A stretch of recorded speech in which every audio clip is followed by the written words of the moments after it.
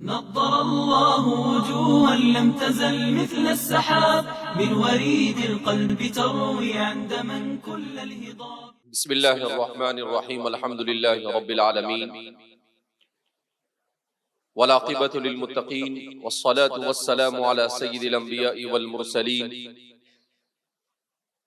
سيدنا وحبيبنا وحبيب رب العالمين محمد وعلى آله وأصحابه ومن هدى بهديه إلى يوم الدين. قال الله تبارك وتعالى في كتابه المجيد والفرقان الحميد: فأعوذ بالله من الشيطان الرجيم، بسم الله الرحمن الرحيم. إنما المؤمنون الذين إذا ذكر الله وجلت قلوبهم وإذا تليت عليهم آياته زادتهم إيمانا وعلى ربهم يتوكلون. وعن علي رضي الله تعالى عنه أنه قال: قال النبي صلى الله عليه وسلم: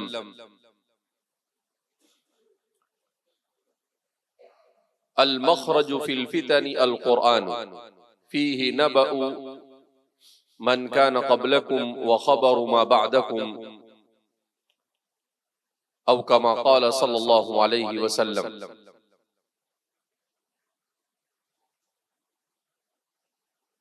عزیز طلبہ، حضرات اساتذہ کرام اور دور و دراز سے تشریف لائے ہوئے مہمانان اعظام،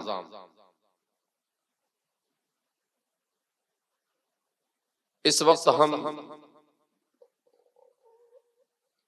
حفظ کی دوسری مجلس میں، جس میں 100 سے زائد طلبہ قرآن کریم کا حفظ مکمل کر رہے ہیں، محض اللہ کے فضل سے اس مبارک موقع پر جمع ہوئے ہیں. ذالک فضل اللہ یؤتیہ من یشاء، یہ اللہ کا فضل ہے، اللہ جسے چاہتا ہے عطا فرماتا ہے.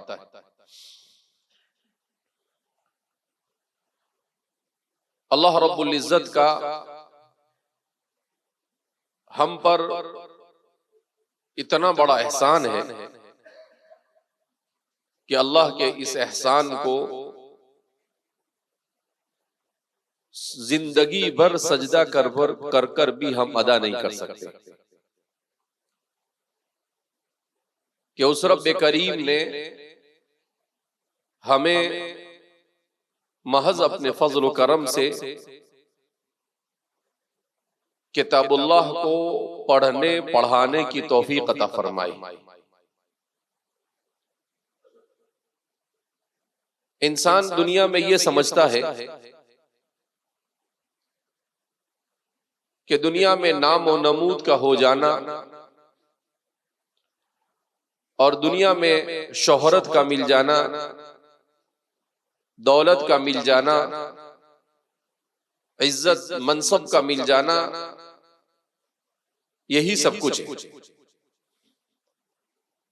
لیکن حقیقت میں ان چیزوں کا مل جانا یہ انسان کی کامیابی کی علامت نہیں. دولت تو فرعون کو بھی ملی، دنیا میں کوئی ہے جو فرعون کو کامیاب کہے؟ دولت تو ابو لہب کو بھی ملی، کوئی ہے دنیا میں جو اسے کامیاب کہے؟ قرآن کہتا ہے تبت یدا ابی لہب وتب. قرآن نے بد دعا کی اس پر بھی، اس کی بیوی پر بھی، اس کے پورے خاندان پر بد دعا کی. ان کا حسن و جمال بڑے حسین و جمیل، اسی لیے اس کو ابو لہب کہا جاتا تھا. لہبن کے معنی لال انگارے کے آتے ہیں. وہ اتنا خوبصورت تھا کہ اس کے چہرے کا رنگ سرخی مائل سفید تھا، جس کی وجہ سے اسے ابو لہب سے یاد کیا جاتا تھا. مگر وہ اس کا حسن و جمال، جب اس نے اسلام کو ٹھکرایا، اللہ کے راستے کو ٹھکرایا، تو اس کا حسن و جمال اور اس کا دولت اور اس کی اولاد کوئی بھی اس کے کام نہیں آئے. ایسی بدترین موت مرا کہ مرنے کے بعد کسی نے اس کو ہاتھ لگانا بھی گوارا نہیں کیا. قارون کے پاس بھی دولت تھی، صرف دولت نہیں تھی بلکہ وہ تورات کا حافظ تھا. کان حافظا للتورات. کس کا حافظ تھا؟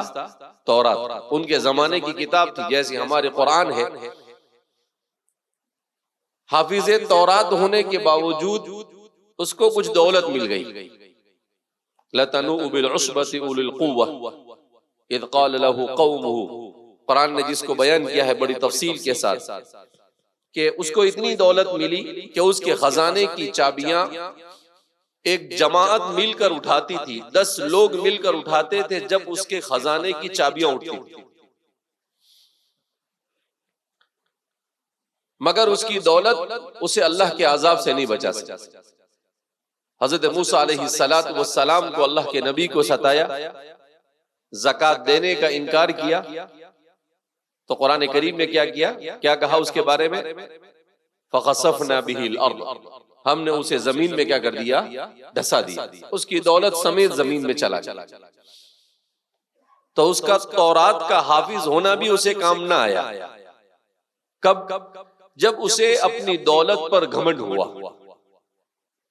اور جب وہ نبی کے مقابلے میں کھڑا ہو گیا تو نہ اس کی دولت اسے بچا سکی اور نہ اسے حافظ تورات ہونا بچا سکا. اسی لیے حضرت محمد ابن فضیل سے کسی نے پوچھا کہ ما ہی علامت الشقاوہ، شقاوت کی علامت کیا ہے؟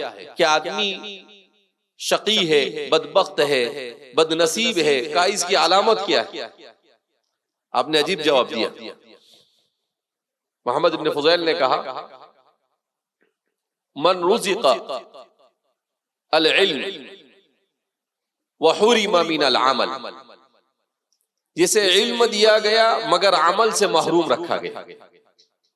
علم ملا مگر اس علم پر عمل نہیں کیا. اس آگے فرماتے ہیں من رزق العلم والعمل وحرم من الاخلاص. کہ علم بھی ملا، عمل بھی کیا، مگر اخلاص سے نہیں کیا. علم بھی ہے، عمل بھی ہے، مگر کیا نہیں ہے؟ اخلاص نہیں، اللہ کے لیے نہیں کیا. کیوں کیا؟ اس لیے کیا کہ لوگ مجھے حافظ کہے، اس لیے تقریر کیا کہ لوگ مجھے اچھا خطیب کہے، اس لیے پڑھایا کہ لوگ مجھے عالم کہے، اس لیے عالم بنا کہ لوگ مجھے عالم کہے، اس لیے زکوٰۃ دی کہ لوگ مجھے کیا کہے؟ سخی کہے. تو جو بھی نیکی کی اور اس نیکی کو کرنے کے بعد حرم من الاخلاص، اخلاص سے محروم کر دیا گیا. آگے عجیب بات ارشاد فرمایا، آگے فرمایا من رزق العلم والعمل والاخلاص. علم بھی، عمل بھی اور اخلاص بھی. اور ساتھ ساتھ میں فرمایا کہ وَرُزِقَ صُحْبَةُ الصَّالِحِينَ. صالحین کی صحبت بھی ملی اسے، نیک لوگوں کی صحبت بھی میسر ہوئی. وَحُرِمَ مِن تَعْظِيمِهِمْ. مگر نیک لوگوں کی تعظیم سے محروم ہو گیا. نیک لوگوں کی تعظیم اور ادب نہیں کیا.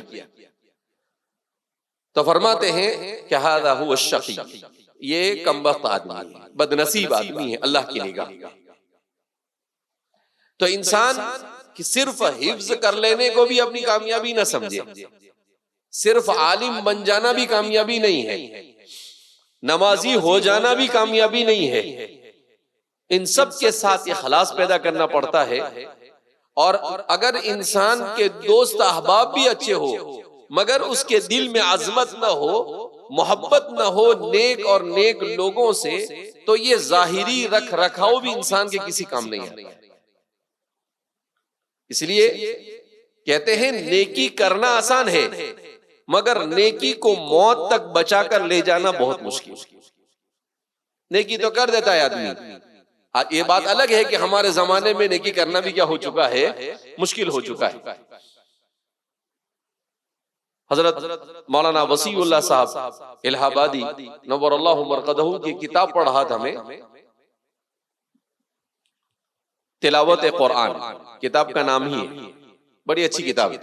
ہمارے قرآن کریم سے تعلق رکھنے والے ہر شخص کو یہ کتاب پڑھنی چاہیے، ہمارے حفاظ کو بھی یہ کتاب پڑھنی چاہیے۔ حضرت مولانا قمر الزما صاحب نے حضرت مولانا وسیع اللہ صاحب کے افادات کو جمع کیا ہے، جو قرآن کے بارے میں آپ نے ارشاد فرمائے، تقریباً سمجھتا ہوں 100-150 صفحے کی کتاب ہے۔ تو اس کتاب میں آپ نے قرآن کریم کے ساتھ امت کا رویہ کیسا ہونا چاہیے اس پر بڑی تفصیل کے ساتھ کلام، اور اس میں آپ نے لکھا ہے کہ تلاوت قرآن اور نفاق پہلا ہی موضوع، کتاب کا پہلا موضوع کیا ہے؟ تلاوت قرآن اور نفاق۔ کہا آج ہمارے معاشرے میں ایک بڑا طبقہ تو وہ ہے جو قرآن پڑھتا ہی نہیں، مگر جو قرآن پڑھتا ہے وہ بھی قرآن کریم کے فیوز اور برکات سے محروم ہے۔ قرآن کی برکتیں جو پہلے لوگوں کو ملا کرتی تھی، قرآن کے جو فیوز جو پہلے لوگوں کو ملا کرتے تھے، کہا وہ برکت اور وہ فیوز باقی نہیں رہے۔ کہا اس کی کیا وجہ؟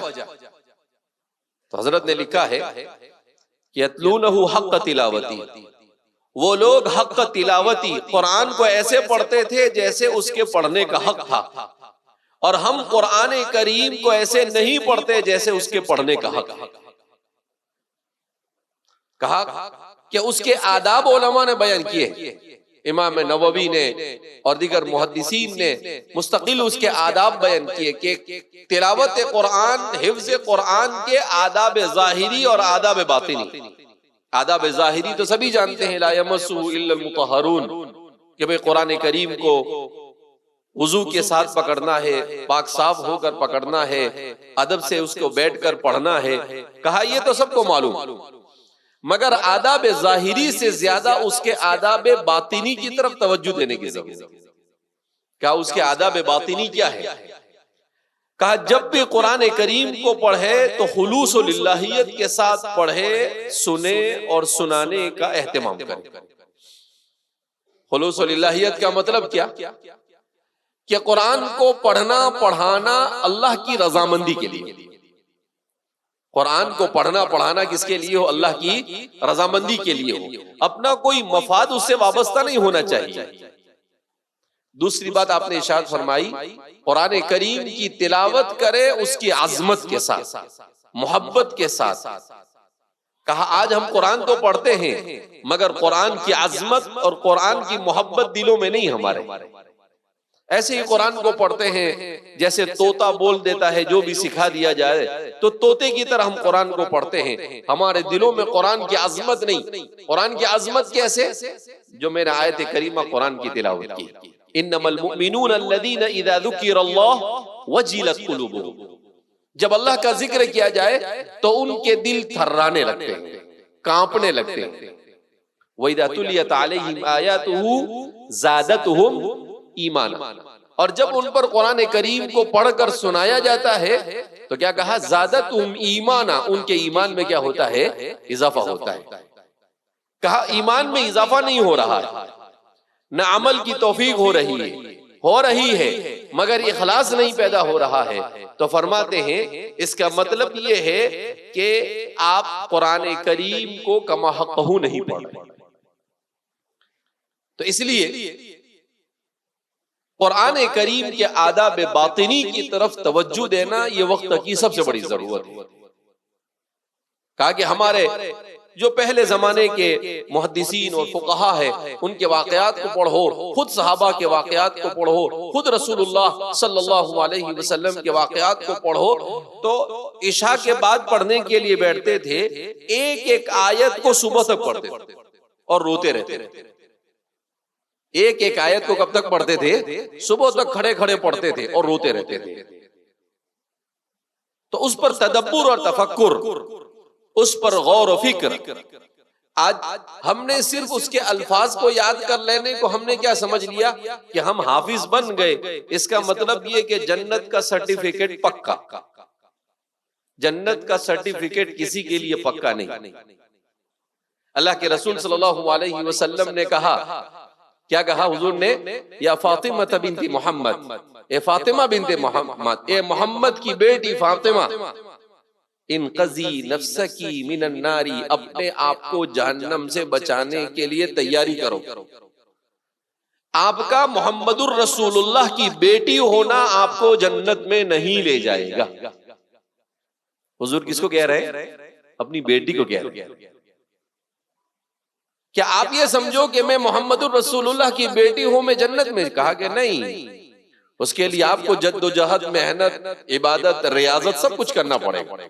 تو پھر اس فاطمہ بنت محمد نے کیسی عبادت، ریاضت اور محنت کی کہ حضور نے خود اپنی آخری زندگی میں کہا سیدۃ نساء اہل الجنہ، عورتوں کی، جنت کی عورتوں کی سردار. اس کے پیچھے کیوں؟ ہمیشہ اللہ کے ذکر سے ان کی زبان معمر رہتی تھی. ہمیشہ اللہ کا ذکر، قرآن کی تلاوت ان کی زندگی کا جزء لا ينفک تھا. تو جب انہوں نے اس طرح سے اس سے رابطہ، اس لیے حضور نے ایک مرتبہ اپنی پھوپھی سے کہا یا صفیہ بنت عبد المطلب، اے صفیہ بنت عبد المطلب، ایسا مت سمجھنا کہ آپ امت رسول اللہ، اللہ کے رسول کی پھوپھی ہو تو آپ جنت میں چلی جاؤ گی. کہا نہیں، آپ کو محنت کرنی پڑے گی، ریاضت اور عبادت کرنی پڑے گی. تو اس لیے ہم یہ نہ سمجھے کہ حافظ ہو گئے. ہمارے یہاں پر ایک عام سا ماحول ہو گیا کہ حفظ کی مجلس ہوتی ہے، بچے حافظ ہوتے ہیں، بچے بھی خوش ہو جاتے ہیں، والدین بھی خوش ہو جاتے ہیں، استاد بھی خوش ہو جاتا ہے. کیوں؟ والدین کہتے ہیں کہ بھئی اپنے کو تو جنت کا تاج پکا ہو گیا. بچہ کہتا ہے جب ان کو ہی تاج ملنے والا ہے تو اپنی تو جنت الفردوس پکی ہو گئی. استاد سمجھتا ہے کہ اپنے تو جنت اعلیٰ علیین اپنی بھی کیا ہو گئی، پکی ہو گئی، اس لیے کہ اپنے تو ہر سال 8-8 10-10 بچے کیا بنا رہے ہیں، حافظ بنا رہے ہیں. نہیں، اتنی آسان بھی نہیں ہے جنت جتنی ہم نے سمجھ رکھی ہے. اس جنت کے حصول کے لیے انسان کو بڑے پاپڑ بیلنے پڑتے ہیں. اگر اتنی آسان ہوتی تو انسان کو مجاہدے کی ضرورت ہی نہیں. بہرحال تو یہ ہمارے لیے بہرحال خوشی کا مقام ضرور ہے کہ دنیا میں آج جو قرآن نہیں پڑھ رہے ہیں اللہ ہمیں توفیق دے رہا، لیکن اس میں یہ بات پیش نظر ہونی چاہیے کہ کمال میرا نہیں، کمال کس کا ہے؟ خالق اور مالک کا ہے. اگر حفظ مکمل کیا تو کس نے کروایا؟ اللہ نے کروایا. آپ کہے لو رات بھر محنت میں نے کی، پوری رات قرآن لے کے بیٹھتا تھا. ارے بھائی وہ بھی توفیق کس نے دیا؟ اللہ نے. وما توفیقی الا باللہ. استاد کہے کہ یہاں صبح میں 4 بجے اٹھ کر آئے، اس کے بعد فجر کے بعد آئے، پورا دن ہم لوگ کلاس میں بیٹھے رہے اور بول رہے کہ جنت نہیں. ارے بھائی ایسا نہیں بول رہے جنت نہیں ملے گی. یعنی ہم صرف یہ سمجھے اتنے ہی عمل پر ہم کو جنت مل جائے گی، یہ ایسا نہیں. لہذا اس بنا پر خوشی ہونی چاہیے، بالکل ہونی چاہیے، مگر اس کے ساتھ ساتھ اس کے دیگر تقاضوں کی طرف توجہ اور زیادہ ضروری ہے کہ قرآن کے تقاضے کیا. ہمارے سلف صالحین کو دیکھو، امام شافعی رحمۃ اللہ علیہ کی زندگی بھر کا معمول تھا روزانہ قرآن پڑھتے، پوری زندگی. حضرت شاہ ولی اللہ صاحب نے اپنی کتاب کے اندر میں جگہ پر لکھا ہے کہ ایک بزرگ تھے، ان کا نام حضرت نے لکھا ہے ابن الکاتب. کہا ابن الکاتب کے بارے میں آتا ہے کہ روزانہ ان کا معمول دن میں 4 قرآن ختم کرنا اور رات میں 4 قرآن ختم کرنا. روزانہ 8 قرآن پڑھتے.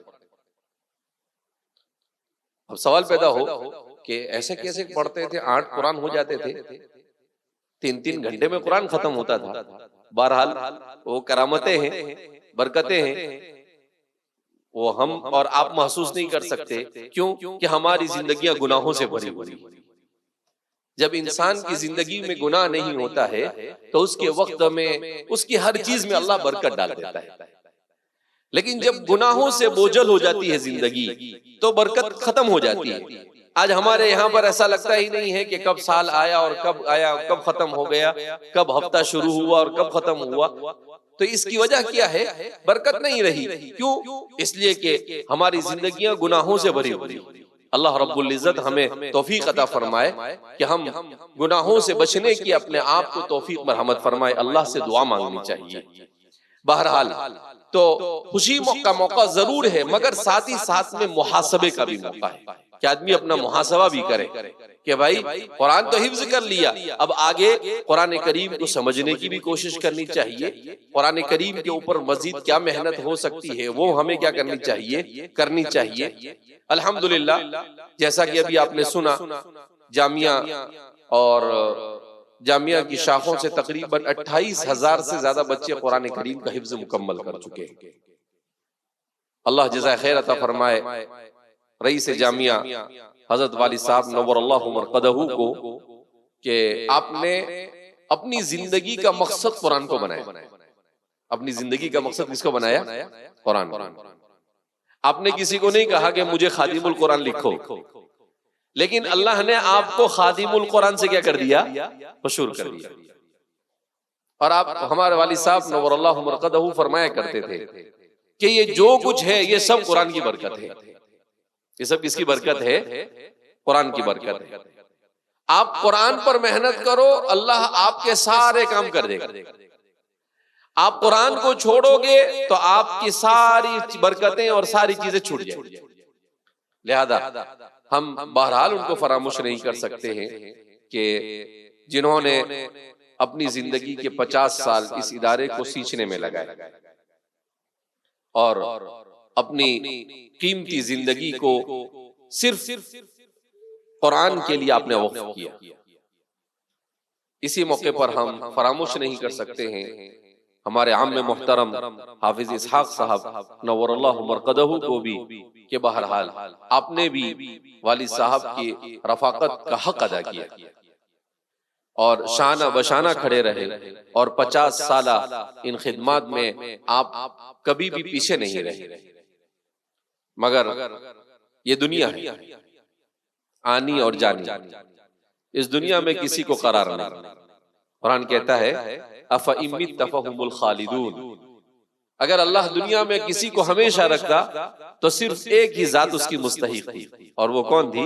رسول اللہ صلی اللہ علیہ وسلم. مگر قرآن نے کیا کہا؟ أَفَإِن مِتَّ فَهُمُ الْخَالِدُونَ، کہ جب آپ ہی کو موت آنے والی ہے تو کون دنیا میں رہ سکتا ہے؟ کوئی نہیں رہ سکتا. اسی لیے حضرات صحابہ کرام رضوان اللہ تعالیٰ عنہ مجمعین نے کہتے ہیں صحابہ کہ ہم پر سب سے اگر بڑا حادثہ کوئی تھا جو ہمارے اوپر قیامت سے بڑا حادثہ، کس سے؟ قیامت سے بڑا حادثہ وہ کیا تھا؟ رسول اللہ صلی اللہ علیہ وسلم کی وفات حسرت آیا. اسی لیے شاعر کہتا ہے اذا اتتک مصیبت تشجا بها فاذکر مصابک بالنبی محمد، کہ اگر کبھی تو مصیبت سے نڈھال ہو جائے، پریشان ہو جائے، تو صحابہ کو یاد کر کے صحابہ نے اللہ کے رسول کی موت کو کیسے برداشت کیا. کہا کہ اللہ اگر ہمت نہ دیتا تو سارے صحابہ اپنی جانیں دے دیتے. یہ تو اللہ نے ہمت دی انہیں، کیونکہ حضور سے ایسا تعلق تھا انہیں.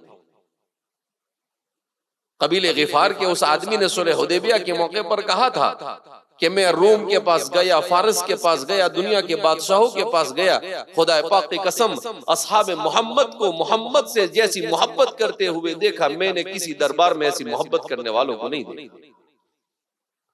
پھر اس نے بیان کیا کیسی محبت. اللہ اکبر. کہا کہ جب وہ وضو کرتے ہیں تو ان کے وضو کا پانی زمین پر گرنے سے پہلے صحابہ کے ہاتھوں میں ہوا کرتا، ایک قطرہ زمین پر نہیں گرتا تھا.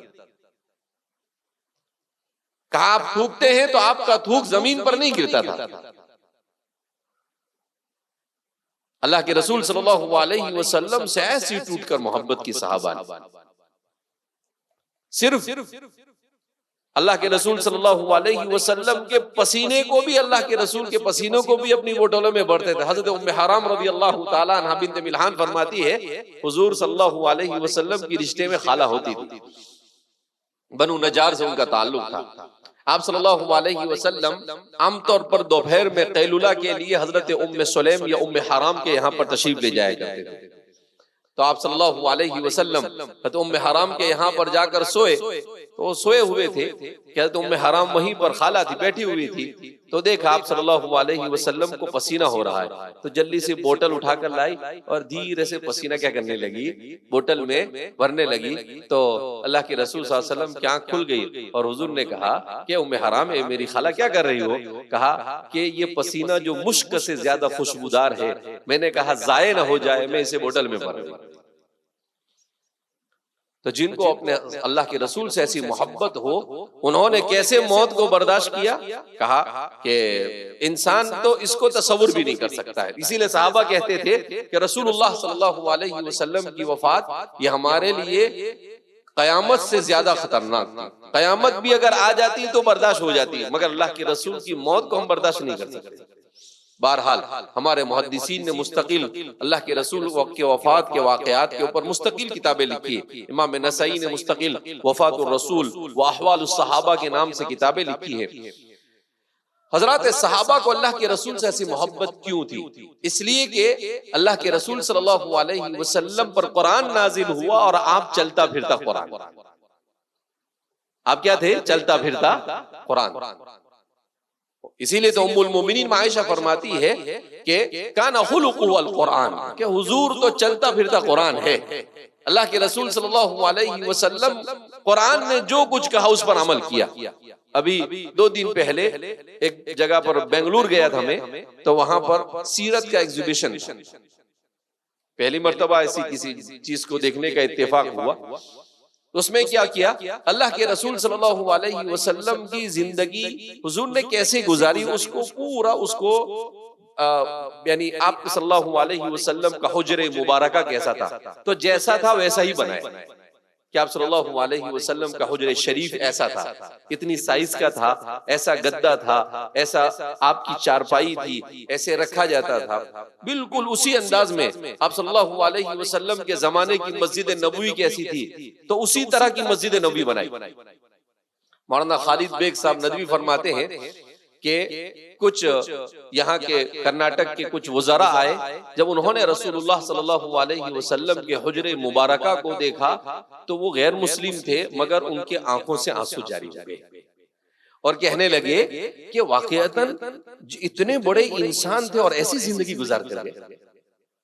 اتنے بڑے انسان نے ایسی سادگی کے ساتھ زندگی گزاری کا کوئی تصور بھی نہیں کر سکتا ہے.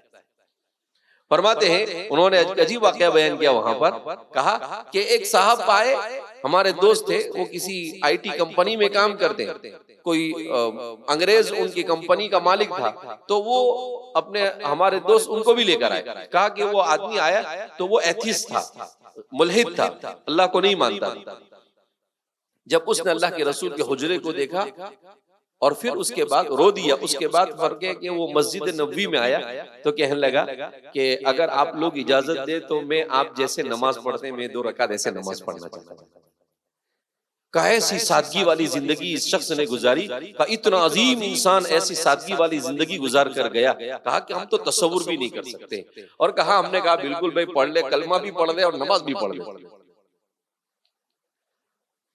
تو اللہ کے رسول صلی اللہ علیہ وسلم کی پوری زندگی تعبیر تھی قرآن. قرآن کو دیکھنا ہے جیتا جاگتا ہمارے زمانے میں تو ہم دیکھیں گے اہل غزہ کے پاس. کس کے پاس؟ اہل غزہ کے پاس. غزہ میں ایک جعفروی خاندان کے ایک نوجوان کا ابھی صحافی کی شہادت ہوئی. ان کی شہادت کے بعد جنگ ختم ہونے کے بعد بیچارے شہید ہوئے. ان کی شہادت کے بعد ان کے بھائی وہ تقریباً 1.5 سال اسرائیل کی جیل سے چھوٹ کر آئے. کل پرسوں مجھے کسی نے ان کا انٹرویو بھیجا, میں 2-3 مرتبہ سنا, اور میں جیسے ہی سنتا ہوں تو مجھے زاروں قطع رونا آتا ہے کہ ان کا قرآن کے ساتھ تعلق دیکھو, ان کا ایمان دیکھو کیسا ہے. وہ کیا کہتے ہیں, کہا کہ میں مسجد کا امام ہوں، عالم ہوں، قرآن کریم کا حافظ ہوں، بہت بہت لوگوں کو حافظ بنایا میں نے، مگر میں نے قرآن کریم کا لطف اور اللہ کے قرب کو جو جیل میں محسوس کیا وہ میں یہاں محسوس نہیں کر رہا۔ اللہ اکبر۔ اس کو کہتے ہیں والقدر خیرہ وشرہ من اللہ تعالی پر ایمان۔ حالانکہ جب ان کو پکڑ کر لے گئے تو ان کا وزن 75 کلو تھا، اور جب چھوٹ کر آئے تو مشکل سے 40 کلو وزن۔ آپ اندازہ لگائے 1.5 سال میں ان کا وزن کتنا؟ پورا آدھا ہو گیا، 35 کلو وزن کم ہوا۔ کیسی صعوبت والی زندگی گزاری ہوگی۔ مگر کیا کہتے ہیں کہ جو رمضان وہاں پر گزرا، میری تمنا یہ ہے کہ میرا ہر رمضان اسرائیل کی جیل میں گزرے۔ کہا راحت والی زندگی، صعوبتوں کے ساتھ جو قرآن کے ساتھ مزہ آتا ہے، کہا کہ وہ مزہ میں نے اللہ کا قرب وہاں پر محسوس کیا۔ اس کے بعد انہوں نے اس کی تفصیلات جو لکھی ہے، میں 2 منٹ میں اس کو بیان کر دوں گا، واقعتاً ایمان تازہ ہو جاتا ہے۔ جب قرآن کریم جو کہتا ہے اذا تلیت علیہم آیاتہ زادتہم ایمانا، تو انہوں نے لکھا ہے کہ اپنے انٹرویو میں کہا، انہوں نے کہا کہ کچھ لوگ ہمارے یہاں پر، کیونکہ وہاں 2 علاقے ہیں، ایک غزہ ہے اور دوسرا ہے وہاں پر الضفہ الغربیہ۔ تو ضفہ الغربیہ میں مسلمان ہی ہے لیکن وہاں پر دینداری کا اتنا ماحول نہیں، اور غزہ والے تو یہ تو سب ماشاءاللہ قرآن کریم کے حافظ ہیں، 95% زیادہ سب قرآن کے حافظ ہیں۔ تو وہاں کے کچھ لوگ جیل میں، اب کچھ ایسے لوگ آئے جیل میں، مسلمان تھے مگر ان کو سورہ فاتحہ بھی یاد ہے۔ ہم نے ان کو سمجھایا کہ بھائی مسلمان ہیں، قرآن تو یاد ہونا چاہیے، چلو ہم تم کو حافظ بنا۔ ان کو سورہ فاتحہ یاد ہے۔ اب ہمارے پاس قرآن بھی نہیں، کیا اس کو قرآن دے کر یاد کراوے؟ تو اس کو کیسے حفظ کروائے؟ کہا کہ ہم کو زخم ہو جاتے تھے، بہت سخت مارتے ہیں، وہ بڑے ظالم ہیں، دنیا کی بدترین جیل شمار کی جاتی اسرائیل کی جیل۔ تو کہا کہ ہمیں زخم ہو جاتے تو ہمارے زخموں پر مرہم لگانے کے لیے وہ ہم کو دیتے، تو وہ مرہم ہم جمع کرتے اور لکڑی لیتے، اور لکڑی سے اس کو جیسے اگر ہم کو سورہ طٰہٰ یاد کرانی ہے تو دیوار کے اوپر سورہ طٰہٰ لکھتے، وہ مرہم سے لکڑی پر لے کر اس کو دیوار پر کیا کرتے ہم لکھ دیتے اور اس کو یاد کراتے۔ جب وہ یاد کر لیتا پھر اسے مٹا کر اگلی والی سورت، اس کے بعد کی سورت ہے وہ ہمیں یاد۔ اس طرح سے قرآن کے ایسے حافظ بنائے۔ کہا کہ 1 سال کے بعد دوسرا جب رمضان آیا تو ایسے حافظوں نے 2 رکعت میں 5 پارے قرآن پڑھائے۔ 2 رکعت میں کتنے پارے قرآن پڑھائے؟ 5 پارے۔ 2 رکعت میں کتنے پارے؟ اپنے یہاں تو 20 رکعت میں 1 پارا پڑھو، تھوڑا سا آہستہ پڑھو تو امام صاحب کی بیچارے کی ادھیڑ بن نکال دیتے کہ امام صاحب دوسرا کچھ کام دھندا نہیں کیا ہم کو، لیکن کہا 2 رکعت میں 5 پارے۔ وہ لوگ جن کو بالکل قرآن، کہا وہ جو مزہ تھا وہ مزہ یہاں نہیں ہے۔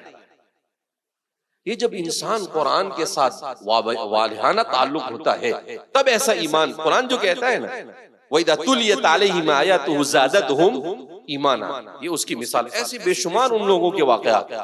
تو قرآن کریم کے ساتھ ایسا تعلق یہ فتنوں کے دور میں بہت ضروری ہے، ورنہ کب انسان کفر، شرک اور بدعت کی اور ضلالت اور گمراہی کی وادی میں بھٹک جائے کچھ نہیں کہا جا سکتا ہے۔ بہرحال ضرورت اس بات کی ہے کہ قرآن کے ساتھ والہانہ تعلق قائم کیا جائے اور اپنے پورے معاشرے میں قرآن کو زندہ کیا جائے۔ ہر گھر میں قرآن کے حافظ ہونے چاہیے، قرآن کی تفسیر ہونی چاہیے، قرآن کریم کے ساتھ وابستگی ہونی چاہیے۔ 2 ہی چیزیں ہمارے علماء نے لکھا ہے کہ 2 ہی چیزیں امت کو ہر قسم کی پستی سے نکال سکتی ہے، ایک قرآن کے ساتھ وابستگی اور دوسرا رسول اللہ کی سیرت کے ساتھ وابستگی۔ آج ہمارے پاس دونوں چیزیں۔ اللہ رب العزت ہمارے یہاں پر جمع ہونے کو قبول فرمائے اور ہمیں قرآن کے ساتھ کما حقہ تعلق نصیب فرمائے، اس کی عظمت، اس کی محبت اللہ عطا فرمائے۔ حضرت مولانا وسیع اللہ صاحب کی آخری بات کہہ کر اپنی بات کو ختم کرتا ہوں۔ حضرت نے لکھا کہ اگر اللہ کے رسول کے زمانے کے منافقوں کا جائزہ لے اور آج کے ہمارے زمانے کا جائزہ لے تو ہمیں ایسا محسوس ہوتا ہے کہ ہم سب منافق۔ کہا نہ قرآن کی عظمت ہے، نہ قرآن کی محبت ہے، نہ تلاوت کے وقت خلوص ہے، نہ تفسیر کے وقت خلوص ہے، کچھ نہیں. کہا یہ تو اللہ کے رسول کے زمانے میں منافق لوگ ایسے تھے کہ وہ بھی نماز پڑھتے تھے، وہ بھی قرآن پڑھتے تھے، مگر ان کا مقصد اللہ کو راضی کرنا نہیں ہوتا تھا، عظمت اور محبت سے نہیں پڑھتے تھے. تو کہا کہ اپنے اندر ہمیں اللہ کی عظمت اور محبت اور قرآن کی عظمت اور محبت کو پیدا کرنا یہ وقت کی سب سے بڑی ضرورت ہے. ہر قرآن میں ہر چیز کا علاج، ہر چیز کا علاج ہے قرآن کریم کے اندر میں. ابھی جمعہ کے دن میں یہاں سے سفر میں نکلا تو سورہ کہف کی تلاوت کر رہا تھا. سورہ کہف کی تلاوت کرتے کرتے ہمارے ساتھ وہ ہمارے انگلش میڈیم اسکول کے جاوید سر ساتھ میں تھے. تو میں نے کہا کہ چلو میں آپ کو سورہ کہف سمجھاتا ہوں. میں نے کہا چلو اپنی گاڑی کا سفر بھی کیا بن جائے، دعوت کا سفر بن جائے. تو میں ان کو سورہ کہف سمجھانے لگا. تو سورہ کہف کا تقریباً 2 اصحاب کہف کا واقعہ سمجھایا، وہاں تک کہ 1.5-2 گھنٹے ہو گئے. تو وہاں پر آخر میں ایک جگہ پر مجھے ایک بات بڑی اچھی انہوں نے بتائی، تو وہ آپ کو بتانی ہے کہ قرآن کریم ہر زمانے کے لیے کیسے. قرآن کریم نے اصحاب کہف کے واقعے کو ذکر کرنے کے بعد آخر میں کیا بیان کیا کہ اصحاب کہف سو رہے تھے، 309 سال سوئے اور اٹھے، اور پھر اس کے بعد اٹھنے کے بعد ایک دوسرے سے پوچھنے لگے کتنا سوئے. بعضاً یوماً، ایک نے کہا آدھا دن سوئے. کتنے سال سوئے تھے؟ 309 سال. دوسرا کہتا ہے ایک آدھ دن سوئے، یا ایک کہتا ہے آدھا دن. قرآن نے اس کی جو تفصیلات کو بیان کیا، اللہ اکبر. اصحاب ہم قرآن کہتا ہے ہم ان کو یعنی دائیں پلٹتے تھے، بائیں پلٹتے تھے، وہ کروٹ لیتے تھے. جب سورج نکلتا تھا تو ہم سورج کو بھی جب نکلتا تھا تو کہیں ان کے اوپر اس کی شعاعیں گرے اور وہ اٹھ نہ جائے تو ہم تھوڑا سا اس کو دائیں سائڈ کر دیتے تھے، جب ڈوبتا تھا تو ہم بائیں سائڈ کر دیتے تھے. عجیب قرآن کریم کی ان تفصیلات کو وہاں پر سمجھنے کا موقع ملا. بہرحال تو کہا کہ اب جب اٹھنے کے بعد ان کو بھوک محسوس ہوئی. 309 سال تک اللہ نے بھوک نہیں محسوس ہونے دی، لیکن جیسے اٹھے تو انہیں بھوک محسوس ہوئی. تو وہ آپس میں کہنے لگے کہ بھائی ایک آدھ کو بھیجو کھانا وانا لینے کے واسطے. اب جب وہ لوگ اس غار میں گئے، اس وقت کیا تھا کہ پورا کفر بادشاہ جو تھا کافر اور بڑا ظالم تھا، اور وہ ان کی تلاش میں تھا، ان کو پکڑ کر مارنے کی جستجو میں تھا وہ. لہذا اس بنا پر انہوں نے کہا کہ فبعثوا احدکم، اپنے میں سے ایک کو بھیجو، ازکا طعامن، جا کر دیکھے کہ کون سا کھانا حلال اور پاکیزہ ہے. تقویٰ دیکھو ان کا. اور پھر اس کے بعد کیا کہا وَلْيَتَلَطَّفْ وَلَا يُشْعِرَنَّ بِكُمْ أَحَدًا. اس کو جس کو بھیجا اس کو کہا کہ بھائی دیکھو بچا کے جائیو، ہاں کوئی لا يشعرن بكم، تمہارے بارے میں کسی کو کچھ پتہ وتا نہیں چل جاوے، اپنے یہاں ایسا پتہ نہیں چلنا چاہیے. تو کہا کہ بچا کر جانا. اس کے بعد جو قرآن کریم کی آیت کریمہ ہے، کہا اس نے اس زمانے کے مسئلے کو حل کیا. کس زمانے کے مسئلے کو حل کیا؟ اس زمانے میں جو طاقتیں ہیں، یورپی طاقتیں ہیں، انہوں نے ایک اصول بنائے. کیا اصول بنائے؟ وہ جاوید صاحب مجھے بتانے لگے انہوں نے کیا اصول بنائے. انہوں نے اصول بنایا کہ hope for the best, prepare for the worst. کہ آپ سوچو تو بہت اچھا، مگر بری سے بری سچویشن کے لیے اپنے آپ کو تیار کرو. سوچ اچھی ہونی چاہیے، امید اچھی لگانی چاہیے، لیکن حالات بد سے بدتر حالات ہو جاوے تو ان حالات میں کیا کرنا. کہا قرآن کریم کی اس آیت کریمہ نے اس مسئلے کو حل کیا. کیسے حل کیا؟ انہم ان یظہروا علیکم یرجموکم او یعیدوکم فی ملتہم ولن تفلحوا اذن ابدا. انہوں نے کہا کہ دیکھو، اس کو کہا کہ بچا کے جگہ پکڑا نہیں جاوے، لیکن اگر پکڑا جائے تو دو میں سے کوئی ایک حال ہوگا. یا تو وہ تمہیں پکڑ لیں گے، اور پکڑنے کے بعد اب تمہارے پاس 2 آپشن رہ جائیں گے. یرجموکم، اگر وہ تم پر غالب آ گئے، یظہروا علیکم یرجموکم، تو وہ تمہیں پتھروں سے مار کر سنگسار کر تمہیں مار ڈالیں. اب یعیدوکم فی ملتہم، یا پھر وہ تمہیں اپنے دین کفر اور شرک کی طرف لوٹنے پر مجبور کریں گے. یہ 2 میں سے کوئی ایک حالت ہو سکتی ہے.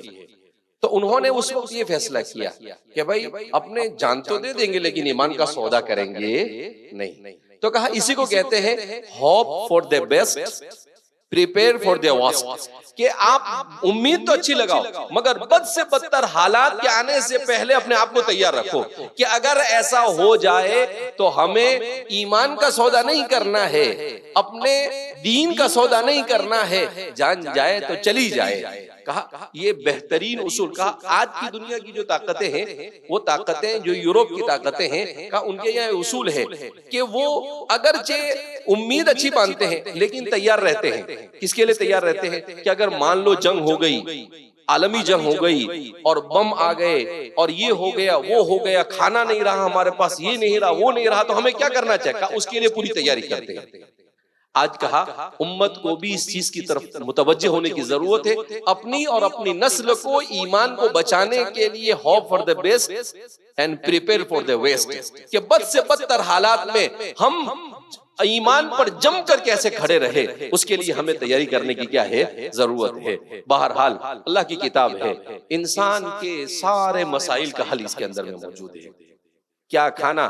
جب وہاں پر گئے تو اللہ کے رسول صلی اللہ علیہ وسلم کہا یہ کھاتے تھے، تو آپ کہا کہ آپ شہد کھاتے تھے، آپ کدو کھاتے تھے، آپ صلی اللہ علیہ وسلم کھجور کھاتے تھے۔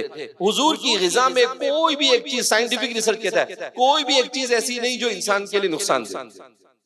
حضور نے انسانوں کو کیا کھانا جس سے انسان کی صحت اچھی رہے وہ بھی سکھایا،